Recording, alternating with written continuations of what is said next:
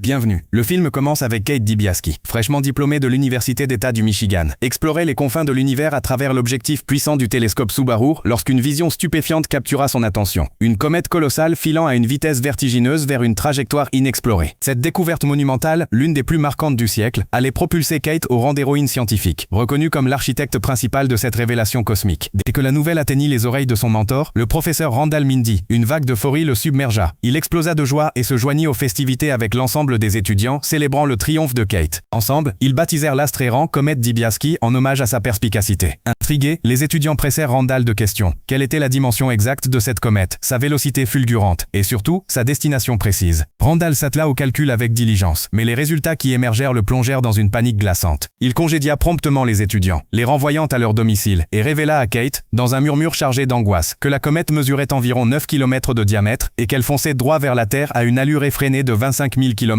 par heure. Cela impliquait un cataclysme inévitable. L'impact de la comète sur notre planète serait si dévastateur qu'il éradiquerait toute forme de vie à sa surface. Pire encore, le compte à rebours funeste ne laissait que 6 mois et 14 jours avant la collision fatale. Cette révélation envoya des frissons d'horreur le long de l'échine de Kate. Sans perdre une seconde, elle contacta Teddy Oglethorpe, le directeur du bureau de coordination de la défense planétaire à la NASA, et lui exposa l'ensemble des faits avec une urgence palpable. Saisissant l'ampleur de la menace, Teddy mobilisa immédiatement un avion pour transporter Randall et Kate jusqu'à Washington. Une fois sur place, il les escorta sans délai jusqu'à la Maison-Blanche afin d'informer la présidente en personne. Ils relayèrent l'information cruciale via son entourage et patientèrent devant son bureau, mais leurs efforts semblèrent vains. À leur stupéfaction, la présidente des États-Unis, Janie Orlan, affichait une indifférence flagrante envers cette urgence planétaire. Elle était bien plus absorbée par des célébrations futiles comme des anniversaires et des manœuvres politiques opportunistes. Kate, Randall et Teddy endurèrent une attente interminable pour obtenir une audience avec la présidente. Finalement, son fils Jason, qui occupait également le poste de chef de cabinet, les invita poliment à revenir le lendemain. Frustrés au plus haut point, Kate et Randall quittèrent les lieux dans une rage contenue. Après une attente prolongée et exaspérante, la présidente les convia enfin dans son bureau ovale. Jason était présent, observant la scène avec une nonchalance évidente. Randall et Kate, rongés par la nervosité, exposèrent la situation avec une précision chirurgicale à la présidente. Ils lui annoncèrent que dans exactement 6 mois et 14 jours, l'impact de la comète sur la Terre déclencherait une explosion équivalente à des millions de bombes atomiques, engendrant des séismes titanesques et des tsunamis apocalyptiques qui ravageraient le globe entier, annihilant toute existence. Malgré ces avertissements d'une destruction cosmique imminente, la présidente demeurait impassible, comme si ces mots glissaient sur elle sans la toucher. Elle interrogea alors Randall sur la probabilité exacte d'une collision. Il répondit sans ambiguïté, 100%.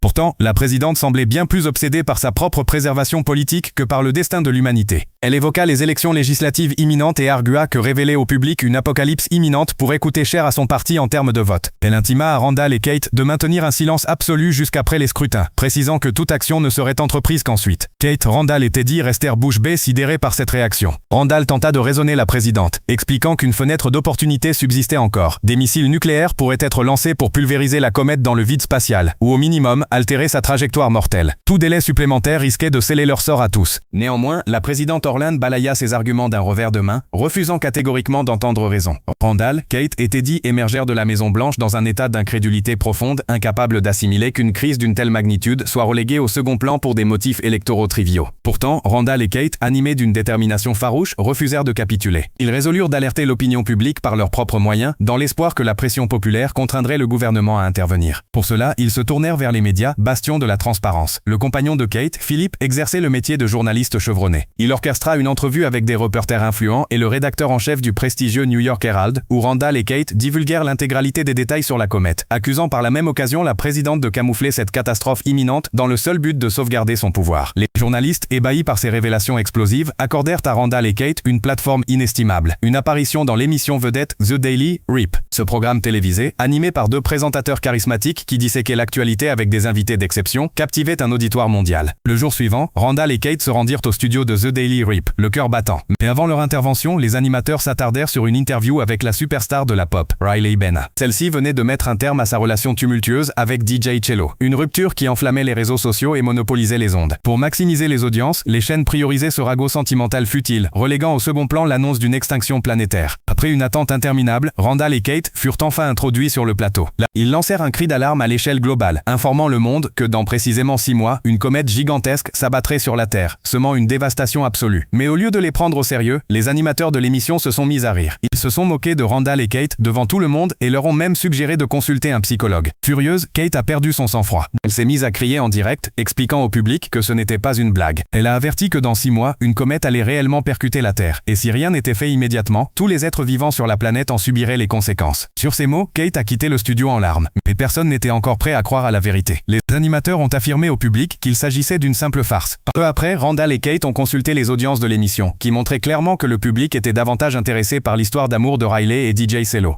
Personne ne prenait les paroles de Randall et Kate au sérieux. Au contraire, la réaction de Kate a été moquée et transformée en mème, ce qui lui a valu un déluge de commentaires haineux. Suite à cela, son petit ami l'a quitté. Le temps a passé, et durant ces jours, la présidente Orlin fut prise dans un scandale. Une photo obscène d'elle fut diffusée sur les réseaux sociaux, provoquant une énorme polémique. Sa défaite aux prochaines élections était presque certaine. À cette époque, une équipe d'agents du FBI arrêta Randall, Kate et Teddy pour divulgation d'informations classifiées. Mais au lieu de les emmener en prison, ils les conduisirent à la Maison Blanche. Là, la présidente les convoqua dans son bureau et déclara « Nous avons fait réexaminer votre comète par nos scientifiques spécialisés. Nous avons constaté que vos informations sont parfaitement exactes. Nous allons donc prendre l'initiative de sauver le monde. » À ces mots, Kate railla Orlin. « Enfin, tu as trouvé un avantage électoral dans cette affaire. Tu n'as même pas vérifié les données scientifiques par souci de vérité. La vérité, c'est que tu es sur le point de perdre les élections parce que ta photo obscène est devenue virale. Alors maintenant, tu essaies de te faire bien voir en prétendant sauver le monde de la comète. Tu devrais avoir honte. Tu instrumentalises cette destruction à des fins politiques. » Orlin admit sans vergogne, mais Randall et Kate ne protestèrent pas. Soulagés, ils se disaient que même si cela profitait politiquement à Orlin, au moins le monde serait sauvé. C'est ainsi qu'Orla et son fils Jason commencèrent leur manœuvre politique. Par une diffusion d'urgence, Orla informa le monde entier de la comète, annonçant qu'elle détruirait la Terre dans 5 mois. Elle assura cependant à tous qu'elle avait une stratégie pour empêcher cette catastrophe. Elle déclara que des fusées transportant des bombes nucléaires seraient envoyées dans l'espace pour détruire la comète avant qu'elle n'atteigne la Terre. Bien que ces fusées puissent être télécommandées, pour gagner la sympathie du public, la présidente Orlin transforma la mission en une mission habitée. Elle choisit le général Benedict, prête à se sacrifier. Parallèlement, elle annonça que Randall, Kate et Teddy avaient joué un rôle déterminant dans sa réalisation. Ainsi, le nom de la présidente Orlin commença à briller dans le monde entier. Grâce à cette manœuvre politique, elle remporta l'élection haut la main. Enfin, le jour du lancement des fusées transportant les bombes nucléaires arriva. Le monde entier priait pour le succès de la mission. Orlin, son cabinet, Randall et Kate suivaient le lancement en direct depuis la Maison Blanche. Au même moment, Peter Isherell arriva. Ce milliardaire de la tech, à la tête de Bash, fabriquait des smartphones. Récemment, son entreprise avait créé un téléphone doté d'une intelligence artificielle avancée, Bash Life, capable de donner des suggestions en analysant l'état mental et physique de l'utilisateur. Isherell était l'un des plus fervents soutiens de la présidente Orlin et finançait en grande partie sa campagne. Le compte à rebours commença. Dès la fin du compte à rebours, plusieurs fusées ont été lancées dans l'espace simultanément. Comme le reste du monde, Randall et Kate ont également célébré le succès du lancement. Les scientifiques estimaient le taux de réussite de cette mission à 81%. Pendant ce temps, Isherell appelait Orlin pour une conversation importante. À cet instant, tous les regards étaient tournés vers l'espace. Les fusées étaient sur le point de quitter l'orbite terrestre lorsqu'elles ont soudainement commencé à revenir sur Terre grâce à leur parachute. Personne ne comprenait pourquoi la mission avait échoué si brutalement.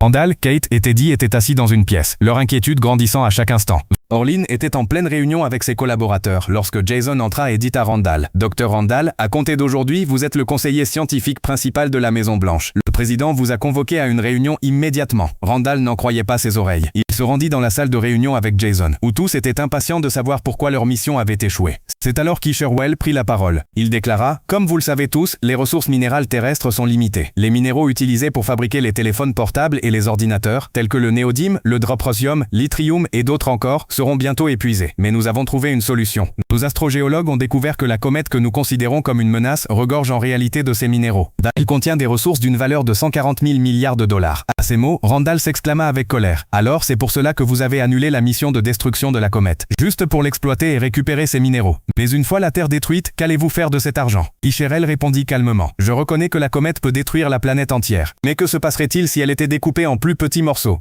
Si la comète se fragmente avant d'atteindre la Terre, il n'y aura aucune destruction. La nouvelle technologie de drone rendra cela possible. Nous lancerons des drones qui se fixeront à la surface de la comète. Nous placerons ensuite des explosifs en son cœur pour créer une explosion massive, la brisant ainsi en morceaux plus petits. Après cela, nos drones guideront ces fragments en toute sécurité dans l'océan Pacifique, où des navires de l'US Navy les récupéreront. Bien que ce plan fût téméraire et dangereux, où la moindre erreur pourrait anéantir l'humanité, le président Orland et Isherell étaient prêts à risquer la survie de l'espèce humaine pour leur propre profit. Randall expliqua immédiatement la situation à Kate et Teddy. Furieuse, Kate s'écria « Ils mettent la planète entière en danger, juste pour faire grimper le cours de l'action d'une compagnie de téléphonie mobile. » Contre toute attente, Randall commença commença à soutenir la décision d'Orlin et d'Isherwell. Il pensait qu'au lieu de gaspiller la comète dans l'espace, il serait préférable pour le pays de la ramener et d'exploiter ses ressources. Pendant ce temps, des clients d'un bar voisin surprirent leur conversation et pressèrent Kate et Randall de leur dire la vérité. Kate, à bout de patience, révéla toute la vérité. Cela provoqua l'indignation générale et des émeutes éclatèrent, ainsi que des actes de vandalisme dans le bar. Bien que la police ait fini par maîtriser la situation, le FBI arrêta de nouveau Kate pour divulgation d'informations classifiées. On lui intima formellement l'ordre de ne parler ni de la comète, ni de la société d'Isherwell aux médias ou à qui que ce soit.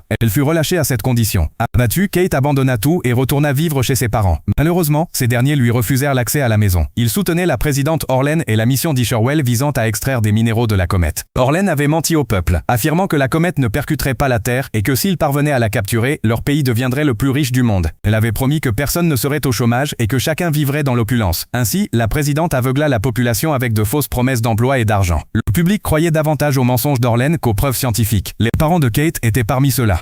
Ils lui firent clairement comprendre que si elle ne soutenait pas la présidente, elle n'avait pas sa place chez eux. Entre-temps, Isherwell et le président confièrent à Randall la mission de promouvoir leur projet auprès du monde entier. Il commença à apparaître à la télévision, soutenant fermement le plan. Après quelque temps, Randall accompagna le président pour examiner le drone d'Isherwell, conçu pour placer des explosifs à l'intérieur de la comète. Lors de cette visite, Randall demanda « Monsieur Isherwell, d'après un rapport que j'ai consulté, vous n'avez pas testé scientifiquement cette mission. Vous vous en êtes entièrement remis à votre technologie. De plus, vous avez licencié tous ceux qui remettaient en question la mission. En tant que conseiller scientifique principal de la Maison-Blanche, je veux donc que vous prouviez scientifiquement la faisabilité de cette mission. Vous ne devriez pas la traiter comme une simple affaire commerciale. » Isherwell se mit en colère et répondit « Docteur Randall, il ne s'agit pas d'une simple affaire commerciale. Il s'agit de l'avenir. Vous n'avez aucune idée de la précision de ma technologie et de mes algorithmes. Grâce à eux, je peux prédire l'avenir de chacun avec une précision de 96. Voulez-vous savoir comment vous allez mourir? J'ai déjà vu ton avenir. Tu ne mourras pas d'une mort ennuyeuse et sans intérêt. Mais quand ce moment arrivera, tu seras seul. Non seulement toi, mais grâce à ma technologie, je peux prédire l'avenir de n'importe qui au monde. Alors ne remets plus jamais ma technologie en question. » Sur ces mots, Isherwell fit taire Randall. Mais Randall comprit alors pleinement qu'Isherwell et la présidente Orlin étaient prêtes à embraser le monde pour leur propre profit. Tenter une telle mission sans test scientifique rigoureux revenait à du suicide. Il ne restait plus que 25 jours avant que la comète n'atteigne la Terre. Pendant ce temps, Randall participa une nouvelle fois à une interview télévisée. Mais la plupart des médias étaient désormais sous contrôle gouvernemental. Ils n'utilisaient la comète qu'à des fins de divertissement et pour leur propre intérêt. L'industrie cinématographique profita également de la situation. On avait même prévu de produire un film sur la comète, dont la sortie était programmée pour le jour même de son impact avec la Terre. Le monde entier avait commencé à prendre la comète pour une plaisanterie. Lors d'une interview, l'animateur demanda à Randall si la comète existait réellement. Randall perdit patience. Il cria au monde entier en direct à la télévision, révélant la vérité. La mort était imminente. Mais malgré son coup de gueule, personne ne voulut le croire. Suite à cette déclaration, Randall fut limogé de la Maison-Blanche. Pendant ce temps, Kate, désespérée par l'ignorance du monde, vivait dans la rue. Elle s'était liée d'amitié avec Hull. Sachant que la fin du monde était inévitable, elle choisit de profiter de la vie avec lui.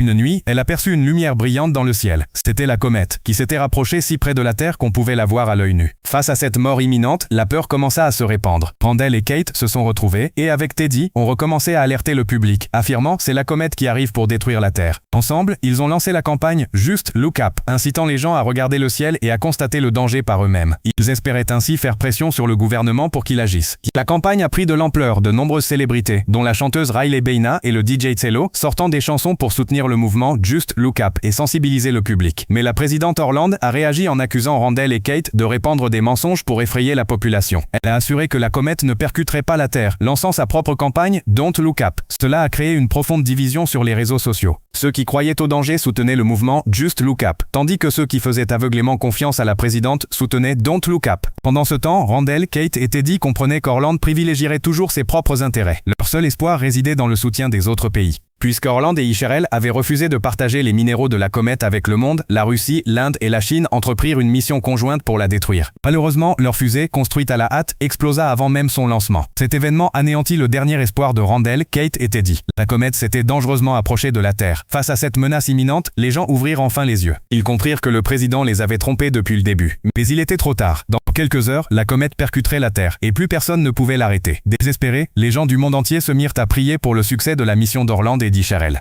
Pendant ce temps, Randall, Kate, Hull et Teddy arrivèrent chez Randall. Ce dernier doutait fortement du succès de la mission d'Isherwell et les accueillit donc tous chez lui. Il souhaitait passer ses derniers instants heureux. Pendant ce temps, Orland et Isherwell s'apprêtaient à accomplir leur mission. Le monde entier, avec eux, avait les yeux rivés sur le ciel. Orland dit alors à Isherwell, sur le ton de la plaisanterie, « Tu as fait une peur bleue à Randall en prédisant sa mort. Au fait, je veux bien savoir comment je vais mourir aussi. aussi. Isherel répondit, tu seras dévoré par un Brontouk. À ces mots, Orland stupéfait demanda, c'est quoi ce Brontouk? Isherel répondit, je n'en sais rien non plus, mais mes algorithmes le disent. Leur fusée fut ainsi lancée. Ils avaient mis en orbite 30 drones simultanément, mais malheureusement, 4 s'écrasèrent au sol. Les 26 drones restants prirent leur envol avec la fusée. Isherel tenta de rassurer tout le monde en affirmant que les drones accidentés n'étaient que des drones supplémentaires. Puis, les drones sortirent de la fusée et commencèrent à atterrir à la surface de la comète. Mais 2 autres drones furent détruits à l'atterrissage. L'inquiétude d'Orland grandissait, mais Isherel continuait de maintenir l'espoir, assurant que 24 drones suffisaient pour cette mission. Pendant ce temps, les drones commençaient à forer la comète pour la remplir d'explosifs. Soudain, une énorme explosion se produisit à l'intérieur d'un drone, et tout contact avec la salle de contrôle fut perdu. À cette vue, Isherel, pris de panique, comprit que sa mission avait échoué et que la fin du monde était inévitable. Isherel et Orland s'éclipsèrent discrètement de la salle de contrôle sous prétexte d'aller aux toilettes. La nouvelle de l'échec de la mission se répandit comme une traînée de poudre à travers le monde, déclenchant des émeutes. Dans leurs derniers instants, les gens se sont précipités vers leur famille. Randall, quant à lui, passait ses derniers instants à dîner avec les siens.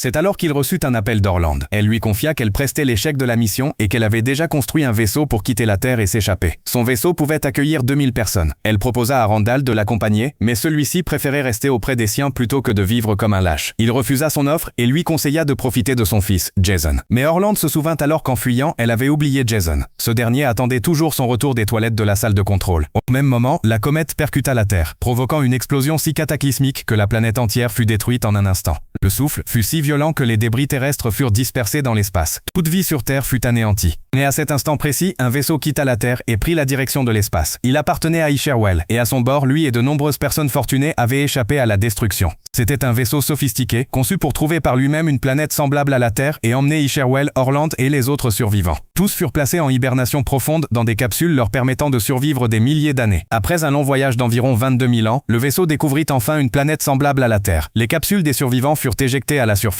Cependant, de nombreuses capsules s'écrasèrent à cause de problèmes techniques, tuant la plupart des survivants, mais quelques-uns atterrirent sains et saufs. Les survivants furent ravis de découvrir cette planète verdoyante. Isherel et Orland étaient parmi eux. Soudain, ils aperçurent une étrange créature. Émerveillé par sa beauté, Orland s'approcha en l'interrogeant. Mais la créature lui saisit le crâne et le déchira, la dévorant vivante. Cela signifiait que l'une des prédictions d'Isherel s'était réalisée. La créature s'appelait Brontouk, et elle était en train de dévorer Orland, comme prévu. Pendant ce temps, d'autres Brontooks arrivèrent en quête de proie. Isher et tous les autres survivants finirent en pâture à ces créatures. Ainsi, la cupidité anéantit l'humanité. Le film nous montre comment les grandes entreprises n'hésitent pas à mettre le monde entier en péril pour leur profit. Les gouvernements ne s'intéressent aux problèmes graves que s'ils y trouvent un intérêt politique. Les médias transforment les sujets sérieux en divertissement et le grand public les prend à la légère sans broncher. Ce film met en lumière des problèmes graves comme le réchauffement climatique et le changement climatique. Tout comme dans le film, une comète menaçait de détruire la Terre, mais personne ne prenait la chose au sérieux. De même, dans la réalité, le climat change. La température de la Terre ne cesse d'augmenter et c'est un problème grave, mais on l'ignore. On ne pense qu'à son propre confort. Si nous continuons à détourner le regard de la vérité, même face au danger, les conséquences pourraient être désastreuses pour l'humanité entière. Alors, si vous avez aimé cette vidéo et que vous vous êtes laissé emporter par l'histoire, abonnez-vous pour nous soutenir et nous permettre de vous proposer d'autres vidéos de ce genre. Merci de votre attention.